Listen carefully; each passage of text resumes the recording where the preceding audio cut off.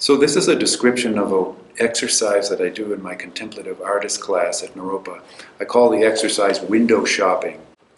And there are a couple of things to say about this, and then I'm going to show you how to do it. The first thing that I'm interested in some art training contexts is exercises that require no prior training. And at the same time, they can reveal a very highly developed aesthetic sense. And this window shopping exercise does that really nicely. So that's one thing that I say right up. Actually, I don't say that to the students at the beginning, that this is going to reveal your aesthetic sense. I just tell them about the exercise, and it turns out to reveal their highly developed aesthetic sense. And the interesting thing about it is that it requires no prior training or any specific technical skill. Another aspect of this exercise is beginning to train artists in the process of working within defined constraints. The way the exercise works is we have a sheet of paper like this. It's just kind of heavy cardstock is best. You can use any paper, but I like to use a heavier cardstock. And this little window in the middle is about 1.5 inches, roughly 1.5 inches by 1.5 inches, and it's square. So that's the basic tool. That's the window. And the shopping takes place within pages of magazines, any magazines. And I'm going to show in a minute a close-up of how this happens. Another quality of this practice, or something to notice, is that when you're doing the practice itself, it reveals, it's not revealing it. When you're doing this practice, it does reveal a moment when you see something that is, in your view, correct or right or good or something. And what I tell the students about this is to literally use pleasure as as a guide. That when you're moving the window around on the page, that you arrive at certain arrangements within the window that literally please you, and that is your guide for this practice. Okay, so this is a Vogue magazine. For some reason I find Vogue magazine to be the perfect venue for window shopping, mostly because it's filled with lots of very colorful, very expensive and glossy ads. But you can use any magazine. Some students have done really beautiful work going through art magazines. It really doesn't matter, as long as what you're working with, the magazine you're working with, has lots of color, and then you put your window down onto the page and you begin to move the window around. So you can start to see compositions right within that square, and you can work them, in any way that makes sense to you. Did you notice a moment ago this slipped over onto, there's a letter A. That would not be allowed in the first iteration of window shopping. It's because a letter A automatically becomes a verbal connection. So in this first iteration, you're really avoiding any kind of recognizable content. Like this would be considered recognizable content because you can see a landscape in there. So that would not be allowed in the first exercise. In the second, yes, it would be okay. So as you're shopping around, I'm going to go back to this thing right in here. This was an interesting thing. I liked the color combinations that were going on in here. They were very simple, and it was very kind of minimal compositional thing. So when I get close to something, then I move the window around and make adjustments to see exactly what I want to harvest, you could say, from the magazine page. So I'm moving this, literally composing it. It's very much the way photography works, where you're framing a picture. So when I have something I like, I just mark it off with a pencil. You can use a ballpoint pen. You can use a fine felt tip marker like that.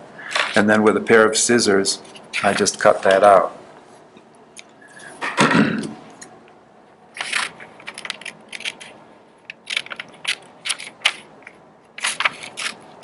sometimes I say in the context of the contemplative artist class that when you're cutting it out, pay attention to the sound of the scissors, how you're holding the pair of scissors, and as you're cutting along the line of your square, I'm going to roughly cut this first, but then when you're cutting out the square, to do that precisely and with attention, so that as you're cutting along the line, you do a neat job of it. And that turns out to be an important part of artistic training also, is developing literally the craft of it. So there's a square. And what I have the students do is go through the magazine and find a dozen or so of these squares, and then start to arrange them into pairs.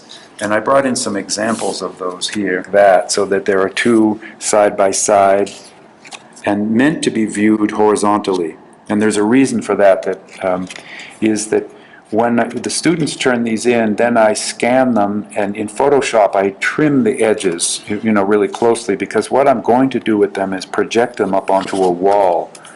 And so we do a couple of weeks, 1 week of the first window shopping exercise and 1 week of the second, and then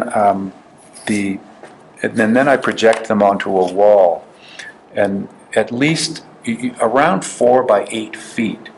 And what is amazing is the students have been engaged in making these tiny compositions for a couple of weeks, working in this way.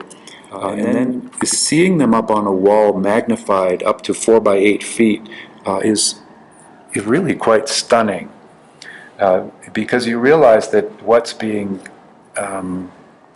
created here are very large works of art. They're conceived, or they're conceptions of very large works of art.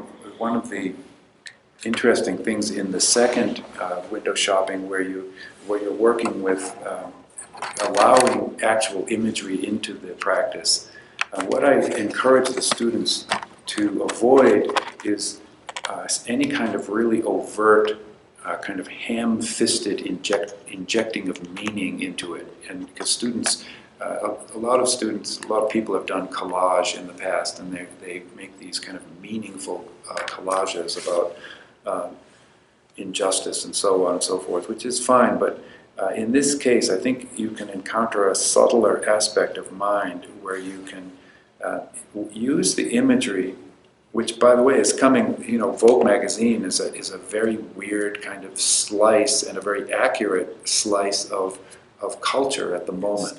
What I encourage the students to do is explore the twilight zone between what is overtly referential and what is more inferential, or it's implying rather than stating directly. And it creates a very interesting thing that is another artistic principle, is not stating things directly. So that if you're going to use literal content, you don't necessarily assume that being blunt and direct is the most skillful way to do it. So the first window shopping, where it's only color and shape, some people are much more comfortable operating in that zone, which is interesting, and other people much more so in the second zone of working within recognizable. And that's always been a curious thing to me about the students doing this exercise, is that some of them have a definite preference for a more visual and non-verbal kind of arranging, and other students have they much prefer to have the literal or associative,